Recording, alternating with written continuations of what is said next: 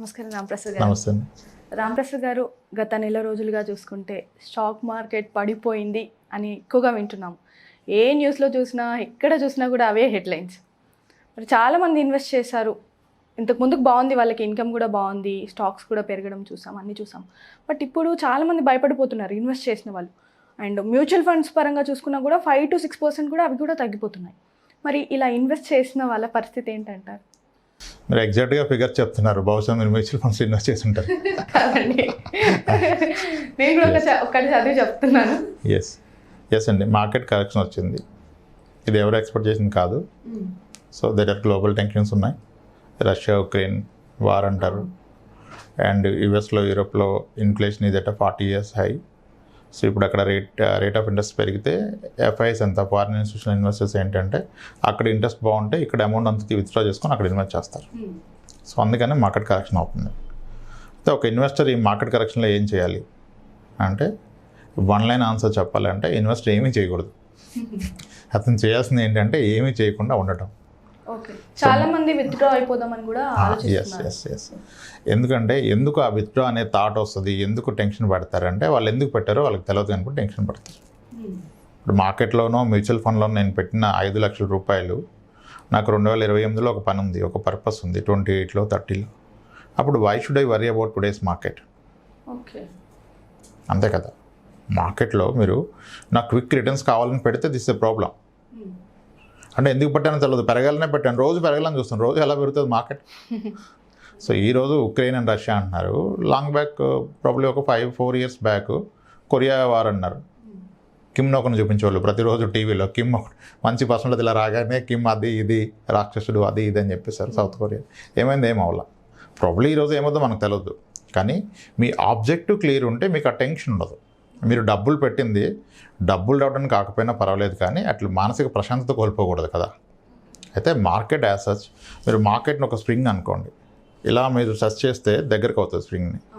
కానీ ఎంతసేపు అని మీరు హోల్డ్ చేస్తారు, ఏదో ఒక పాయింట్లో వదిలేస్తారు. వదిలేస్తే మళ్ళీ ఏమైంది? అది యథావిధి ప్లేస్కి వస్తుంది, లేదా దానికంటే ప్రాబ్లం కొంచెం ఎక్కువగా వచ్చింది. మార్కెట్ ప్రెషర్ పెట్టాం కాబట్టి అది మార్కెట్ కూడా అంతే. ఎప్పుడైతే మార్కెట్ మీద ఇలా కరెక్షన్ వస్తుందో కొన్ని రోజులు అలా ఉంటుంది, తర్వాత డెఫినెట్గా వెనక్కి వెళ్ళాల్సిందే. ఒరిజినల్ ప్లేస్కి వెళ్తుంది, లేదా దానికంటే కాస్త ఎక్కువగా పెరుగుతుంది. సో మీకు టైం ఉన్నప్పుడు మీకు ఆ టెన్షన్ లేదు. ఓకే. అండ్ చాలా మంది అనుకుంటూ ఉంటారు మార్కెట్ పడిపోయినప్పుడే ఇన్వెస్ట్ చేయాలి అని. ఎస్, ఐడియల్గా చెయ్యాలి. కానీ మార్కెట్ పడిపోయిందని మీకు ఇన్కమ్ పెరగదు కదా, మీకు డబ్బులు ఎక్కడి నుంచి వస్తాయి? అది ఇంకొక ట్రాప్. మార్కెట్ పడిపోయింది కాబట్టి పెట్టాలంటే మరి అప్పు తెచ్చి పెడితే తప్పు కదా. ఎక్కడో అప్పు తెచ్చి మార్కెట్లో పెట్టకూడదు కదా. ఇప్పుడు మార్కెట్ పడిపోయిందని చెప్పి ఎంప్లాయర్ 1 లక్ష రూపాయలు ఎక్స్ట్రా సాలరీ ఇవ్వడు కదా. సో ఎక్కువగా వీడియో చూస్తే అలాగే అనిపిస్తుంది, పెట్టాలి. ఎక్కడి నుంచి పెడతారు? మీకు ఇన్కంలో ఒక ప్లాన్ చేసుకుని ఇంత పెడుతున్నారు, అంతవరకే పెట్టగలరు. మార్కెట్ పడ్డది కదండి, డబ్బులు ఎవరికి రావు కదా. సో మీకు పెట్టే అవకాశం ఉంటే పెట్టండి, దట్స్ ఐడియల్ సొల్యూషన్. కానీ మీరు ఎందుకు పెట్టారో తెలిస్తే ఇటువంటి మార్కెట్ ఫాల్కి మీకు ఎటువంటి ఇబ్బంది కలగదు. I will give one more example. Let say మీరు ఒక బిల్డింగ్లో ఉన్నారు, బిల్డింగ్లోకి ఎంటర్ అయ్యారు. యూ వాంటెడ్ టు 25th floorకి వెళ్ళాలి మీరు. సో ఆబ్వియస్గా 25th floor అంటే లిఫ్ట్ తీసుకుంటాం. మీరు లిఫ్ట్ ఎక్కారు, కానీ మీరు ఎక్కాక లిఫ్ట్ -2కి వెళ్ళిపోయింది. క్వైట్ పాసిబుల్ కదా, అవుతుంది కదా కొన్నిసార్లు అలా. మీరు యాక్చువల్గా మీ టార్గెట్ 25th floorకి వెళ్దామని ఎక్కారు మీరు అంతా చూసుకొని, కానీ మీరు ఎక్కాక అది -2కి వెళ్ళిపోయింది. అంటే ఇన్వెస్ట్మెంట్ మొదలు పెట్టాక అది కిందికి వెళ్ళిపోయింది. ఇప్పుడు ఏమైపోవాలి? మీరు ప్యానిక్ అయ్యి లిఫ్ట్ దిగి పారిపోవాలా కదా. మీరు పైకి వెళ్తాం కదా, లిఫ్ట్లో ఉండాలి. కొన్నిసార్లు -2కి వెళ్ళాక పవర్ కూడా ఆఫ్ అవుతుంది, ఒక 2 minutes అప్కేషన్ అవుతుంది. అప్పుడు కూడా ధైర్యం చేసి దాంట్లో ఉంటేనే మీరు పైకి వెళ్ళగలుగుతారు. లేదు లిఫ్ట్ ఇలా అయిపోయింది, నేను లిఫ్ట్ ఎక్కనంటే వెళ్ళలేరు పైకి. 25 floors ఎక్కడం కష్టం కదా. సో అలానే ఇన్వెస్ట్మెంట్ కూడా మీరు ఏ పర్పస్ చేశారు అనేది తెలిస్తే ఈ short term ups and downs ఉంటాయి, అవి మీ మీద ఇంపాక్ట్ చూపించవు. వీటికి మీరు రియాక్ట్ అవ్వడం కనుక మొదలు పెడితే ఆల్వేస్ రియాక్ట్ అవుతూనే ఉండాలి, విచ్ ఈజ్ నాట్ పాసిబుల్. ఎవరు ఒక హ్యూమన్ దాన్ని ప్రెడిక్ట్ చేయలేరు. You can predict the market. So ఎవరైతే గోల్ బేస్డ్ ఇన్వెస్టర్స్ ఉన్నారో అవదు. ఇప్పుడు one more example I tell you. Probably 2016లో ఒక క్లయింట్ వచ్చారు నా దగ్గరికి. Is objective is very clear. అతను ఫస్ట్ కూర్చోగానే అడిగిన మాట ఇది, నా పలానా ఫ్రెండ్ మీ దగ్గర పంపించారండి, ఆయన మీ దగ్గర చేస్తున్నారు, నేను కూడా చేస్తాను, మీరు ఏం చేస్తారు? సార్ ఐ డూ 10,000 చేస్తాను. ఓకే, ఆయన బిజినెస్ చేస్తారు, 10,000 చేస్తాను పర్ మంత్. ఎందుకు చేస్తారు? సార్ మా పాప పెళ్ళికి. సార్ మీ పాప పెళ్ళికి ఇంకెన్ని ఇయర్స్ ఉంది? సార్ 10 years ఉంది, ఇప్పుడు 14 years, 10 years ఆగి చేస్తాను. పర్ఫెక్ట్ అండి, ఎంత కావాలి సార్? ఏమో సార్ ఎంత అవుతుందో తెలియదు కానీ మనకి ఒక 10,000 అయితే పెడదాం సార్ అన్నాడు. నేను ఐసైడ్ సార్ ముందు మీ పాప పెళ్ళికి ఎంత కావాలో మీరు ఆలోచించండి. ఓకే అంటే ఆయన అంటారు సార్ అవ్వచ్చండి, ఒక ఎంతో కొంత అవ్వచ్చు అంటాడు. మళ్ళీ అలా కాదు సార్, మీ సిస్టర్ పెళ్ళి ఎప్పుడు చేశారన్న? మా చెల్లి పెళ్ళి అవుతుంది సార్ ఒక 3 ఏళ్ళు. ఎంత అయింది సార్ ఖర్చు అన్న? బాగానే అయింది సార్ అన్నాడు. బాగానే కాదు సార్, ఒక ఫిగర్ చెప్పండి సార్. అయింది సార్, ఒక 17 లక్షల వరకు అయింది సార్, 17-18 lakhs అయింది సార్ అంతా పెట్టుబడులు అన్నీ కలిపేసి. ఓకే మరి మీ పాప పెళ్ళి కూడా 18 లక్షలు అయిపోద్దా? 10 ఏళ్ళు అయ్యాక అవదు కదా, ఎంత ఎస్. సో కాబట్టి మీ పాప పెళ్ళికి ఇప్పుడు 18 లక్షలు మీ సిస్టర్కి మ్యారేజ్ అయితే 10 years తర్వాత మీ పాప పెళ్ళికి 40 lakhs అయ్యే అవకాశం ఉంటుంది. అవును సార్ అవుతుందండి. అవుతుంది సార్, మీరు చెప్పింది కరెక్టే సార్ అన్నాడు. మరి మీరు 10,000 పెడితే మీరు 40 lakhsకి వెళ్ళరు కదా. అంటే ఆయన క్లియర్గా 10,000 పెడతా అంటే వాళ్ళ ఫ్రెండ్ ఒక ఆయన ఎస్ఐపి ద్వారా పెడుతున్నారు మా దగ్గర. సో ఆయన కూడా ఎస్ఐపీలు పెడతాను వచ్చాడు, ఎస్ఐపీలు పెడతాను వచ్చారు ఆయన. నేను 10,000 పెడతాను త్రూ ఎస్ఐపి పెడతానని వచ్చారు ఆయన. ఓకే ఐ సెడ్ సార్ మీరు 10,000 ఎస్ఐపి పెడితే మీకు 10 ఏళ్లలో 20 లక్షలకు మించి రాదు. అంటే మీ పెళ్ళికి మళ్ళీ ఒక 15 లక్షలు అప్ చేయాలి. 15 లక్షలు అప్పు చేయడానికి సిద్ధంగా ఉంటే మీరు 10,000 పెట్టండి. లేదా అప్పు చేయకుండా పూర్తిగా ఈ డబ్బులతోనే పెళ్లి చేయాలంటే మీరు 15,000 పెట్టాలండి అని చెప్పాను. Seize agreed. ఓకే సార్ ఇంత చేసి ఎందుకు సార్ మళ్ళీ అటు ఇటు కాకుండా నేను నా కష్టం మీద నేను పడతాను, మీరు 15,000 స్టార్ట్ చేయండి అని చేశాం. తర్వాత ఈ 2020 మార్చ్లో మార్కెట్ పడిపోయింది. అప్పటి వరకు సార్ చాలా మీరు ఎందుకు సార్ మీరు ఎప్పుడు 12-13% చెప్తారు, అక్కడ 18% వచ్చింది, 19 వచ్చింది అన్నాడు ఆయన. ఈ కోవిడ్ వచ్చినప్పుడు వచ్చేసి సార్ ఏంటి సార్ అట్లా పడిపోతుంది, రోజు పడిపోతుంది సార్, 8,000 9,000 పడిపోతుంది రోజుకి, చాలా లాస్ అయిపోతుంది, ఏం చేద్దాం సార్? తీసేద్దాం అన్నారు. వచ్చి ఆఫీస్కి వచ్చాడని తీసేద్దామా సార్, మరి ఇంత పడిపోతుంది కదా మళ్ళీ మనం పెడదాం అన్నాడు. సార్ మీరు ఎందుకు పెట్టారు? ఎందుకు పెట్టారు సార్? పాప పెళ్ళికి. పాప ఏజ్ ఎంత? 15 ఏళ్ళు 16 ఏళ్ళు వచ్చింది సార్. చేసేస్తున్నారా పెళ్ళి? చేయట్లేదు. మరి ఎందుకు తీస్తారు? మీ పర్పస్ క్లియర్ కదా. మీకు పాప పెళ్ళి దగ్గరకు వస్తే అప్పుడు మనం భయపడి తీసేయాలి ఏమవుతుందని. మీకు ఇంకా టైం ఉంది కదా. Then why are worried? దానికి ఆన్సర్ లేదు. ఇదే ప్రాబ్లం. జనాలు ఏంటంటే పర్పస్ లేకుండా ఇన్వెస్ట్ చేస్తున్నారు. Everyone is worried. ఏది మంచి ఫండ్ దేంట్లో పెట్టాలంటాడు. అరే బాబు ఏది మంచి ఫండ్ కాదు, ఏది రైట్ అమౌంట్. రైట్ ఫండ్ పెద్ద ప్రాబ్లం కాదు. ఒక బ్యాడ్ ఫండ్కి రైట్ ఫండ్కి మధ్య పర్ఫార్మెన్స్లో డిఫరెన్స్ 2-3% వస్తుంది.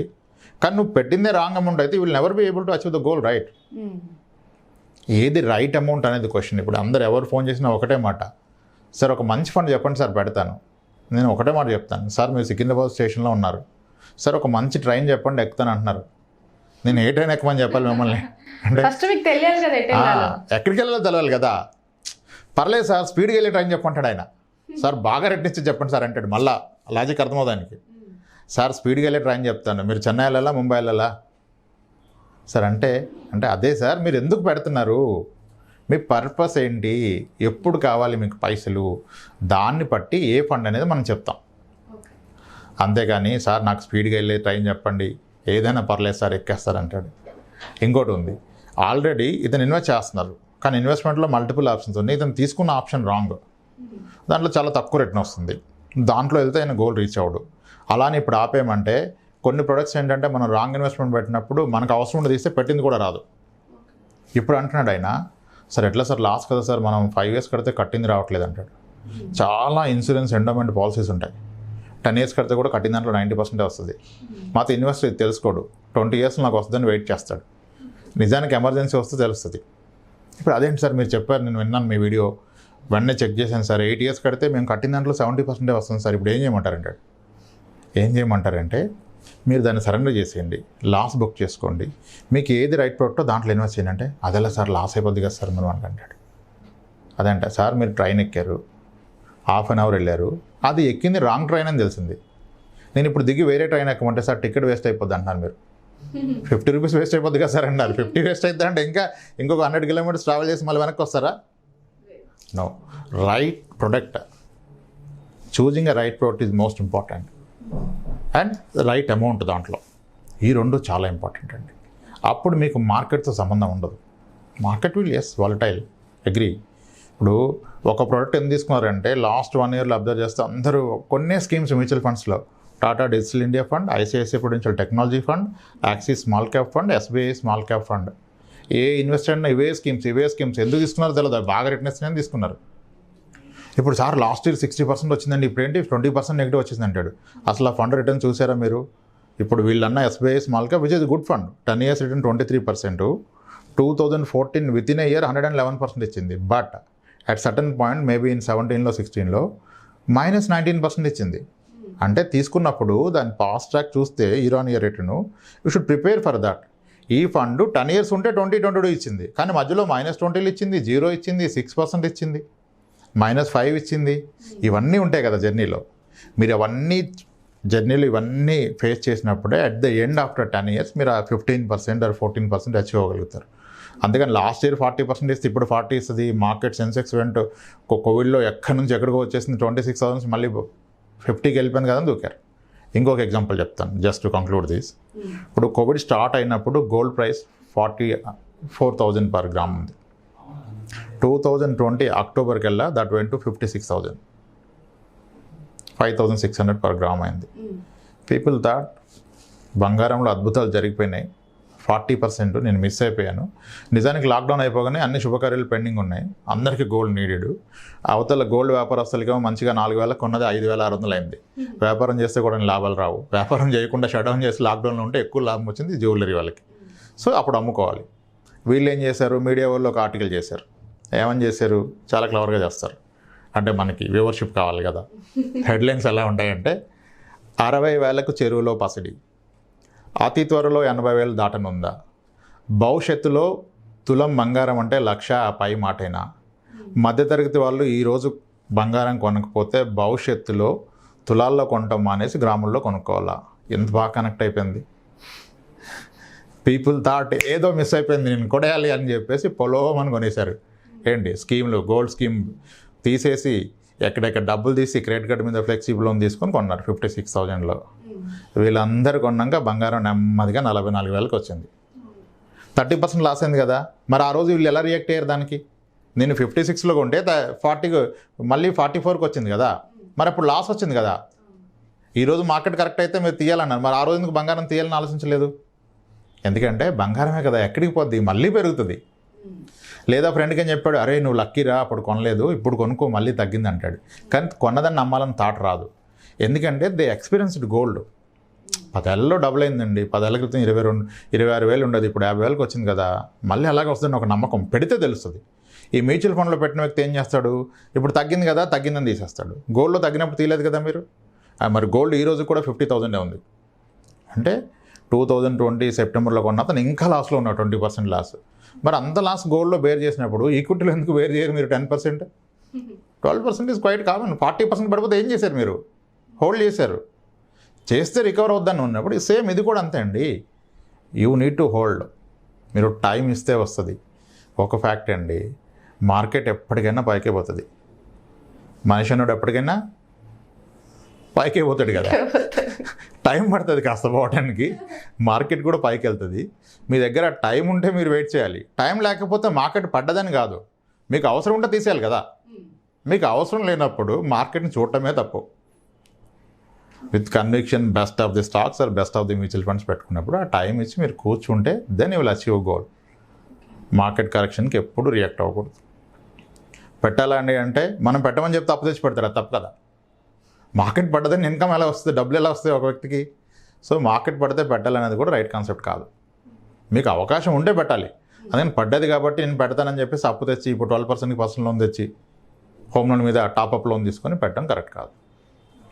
ఎస్, థ్యాంక్ యూ రామప్రసాద్ గారు. రైట్ అండి.